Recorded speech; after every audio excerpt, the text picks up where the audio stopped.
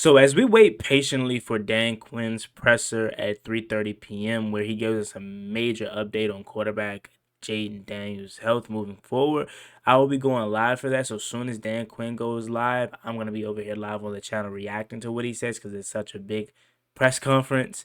While we wait for that though, I wanted to come on and talk about offensive coordinator Kliff Kingsbury as he's drawing interest around the league to be the next head coach of said team, whether it's this year or next year.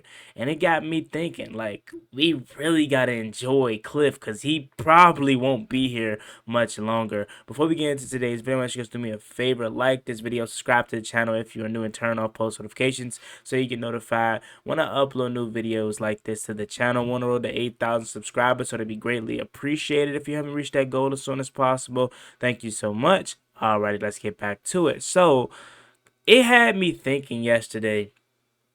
It told me all I needed to know. I already knew what Kliff Kingsbury was capable of because of how successful he's been with Jaden Daniels.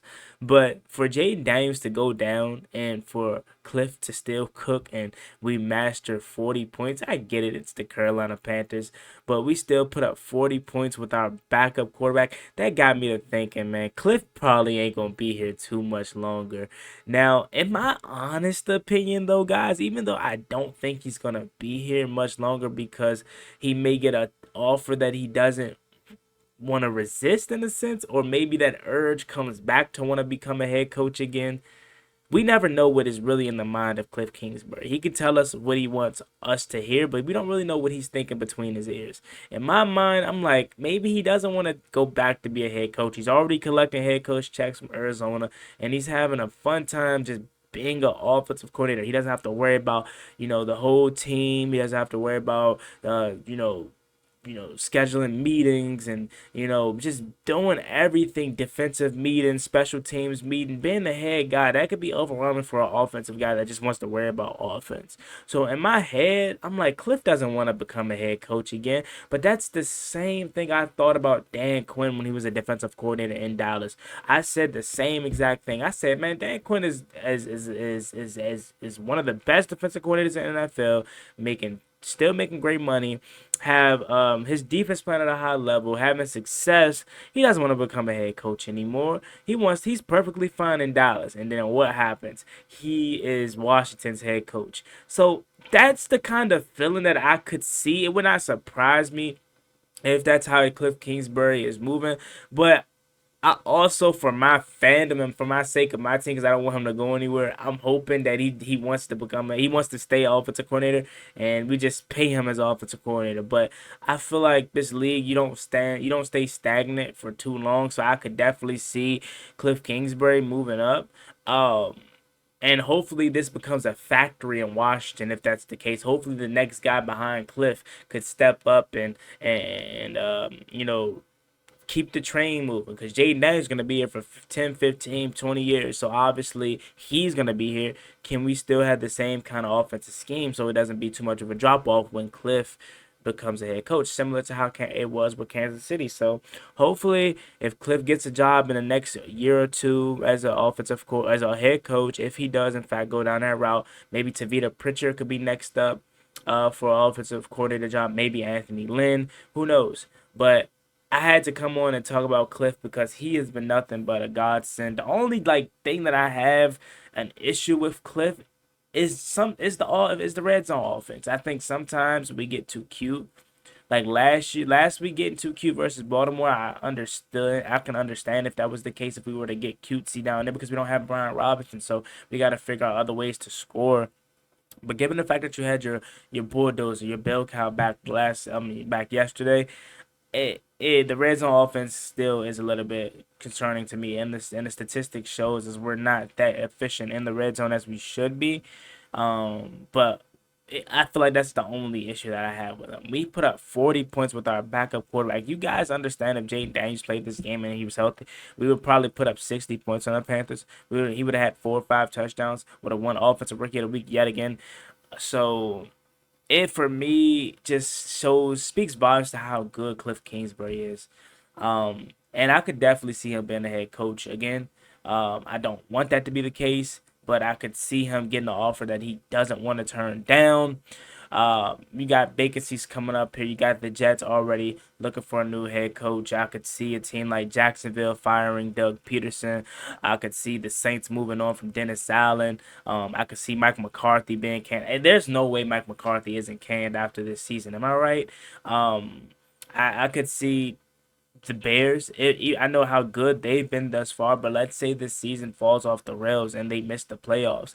I could see Matt Eberflus getting canned, and I could see Kliff Kingsbury going from a number 2 overall pick to working with Caleb Williams, a first overall pick, and a former guy that he coached. He coached him at USC. So it would be a match made in heaven if you ask me. I don't want that to be the case. I hope that's not the case. But again, we have to put it into perspective how good he has been. We are now a team where other teams are going to want to rebuild their pieces and their team with pieces from our tree. So although I understand, guys, hear me out. We do not want Kliff Kingsbury to go. I don't want him to go. I don't necessarily think he wants to be a head coach, but again, you never know what's between his ears. He could be doing this to set himself up for a potential head coaching job somewhere else. But the good in that is that we are now one of those teams that teams are looking to pull off of our staff. It sucks because we don't want to see them go. But when have we ever been that staff? We've always been that staff or that team to take from other teams. We've never been the team to get stuff taken from us and we have to replace that. That is a bittersweet feeling. And I'm ready to feel something like that.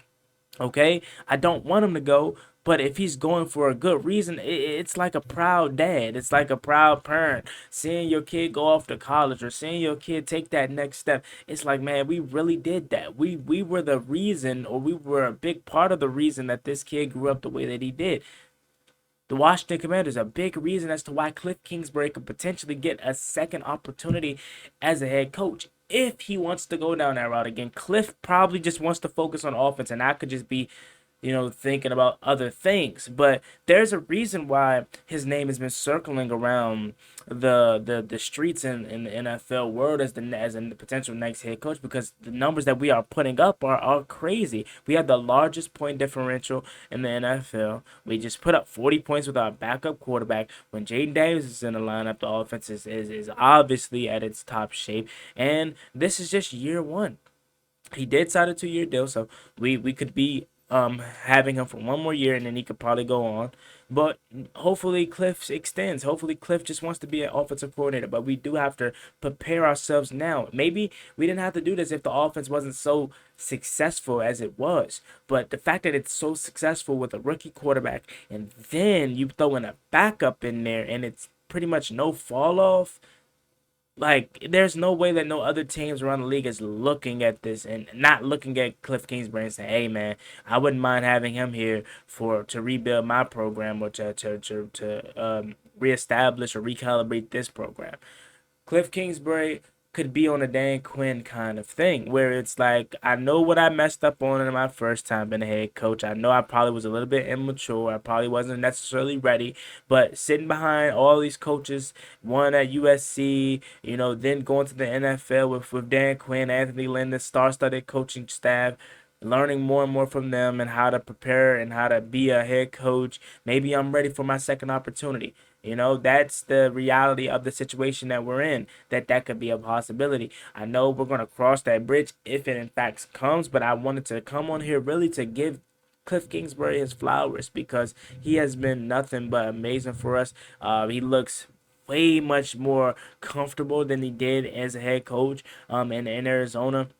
He's using the running game much more, maybe a little bit too much with our quarterback, but he's using the running game to a really good efficiency rate. He's very balanced. I never really feel too overwhelmed with a pass or a run. We have a really good run to pass or pass to run ratio under Kliff Kingsbury. It's always keeping us on our toes, keeping us glued to the screen. What are we going to do next? I mean, it goes back to that flea flicker screen to Austin Eckler last week versus the Ravens. Like, I've never seen anything like that. Like, what the heck? Like, a screen flea flicker? Like, come on. The Wildcat stuff with Brian Robinson is cool. it's just so much and so many variances and instances that I point to Kliff Kingsbury and say, man, you are a genius. You are an offensive mastermind, and I don't want to lose him. I don't want to lose him. But again, that is the nature of the game and the business that we're in. How did we get, and I know he wasn't that good, but how did we get Jay Gruden? He was an offensive coordinator from Cincinnati, right? How did we get so many other coaches? They were other places. Mike Shanahan, Denver. Like, we got other coaches from other places because they had a track record of some success. And yeah, Mike Shanahan probably wasn't necessarily a direct change because he probably had a couple years elsewhere or off, but we had coaches from other places because we thought the success that they had there, they could translate to our team. We are now one of those teams. We are now one of the franchises that other piss poor teams and franchises look at to build their team like us. And it could start with Kliff Kingsbury, but let's hope not. But I'm preparing you in the same sense that I'm hoping that it's not. I'm also trying to prepare you for that to be the reality in a year or two because we're just that good of a team. Hopefully, Tavita Pritchard is paying close attention. Hopefully, Tavita Pritchard is picking up on everything that Kliff Kingsbury is putting down. Because if I'm being real with you, if we're going to stay in house and we're going to try to build a factory, he's the next guy in line that I'm looking at more so than Anthony Lynn because Anthony Lynn, I don't know. I don't know. I don't remember the days in San Diego all too clear at this very moment under Phillip Rivers and a little short stint with Justin Herbert. I don't remember if he was the offensive play caller there in Los Angeles San Diego. I would like to say he was, but I would more so prefer to be the Pritchard.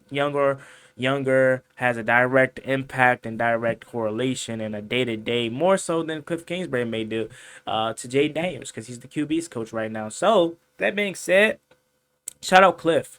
Has this offense playing at a historic level. Could definitely see him getting a head coaching gig at some point. Don't want him to, and I hope that he doesn't want to. And I'm hoping that he wants to stay offensive minded head coach and just offensive coordinator.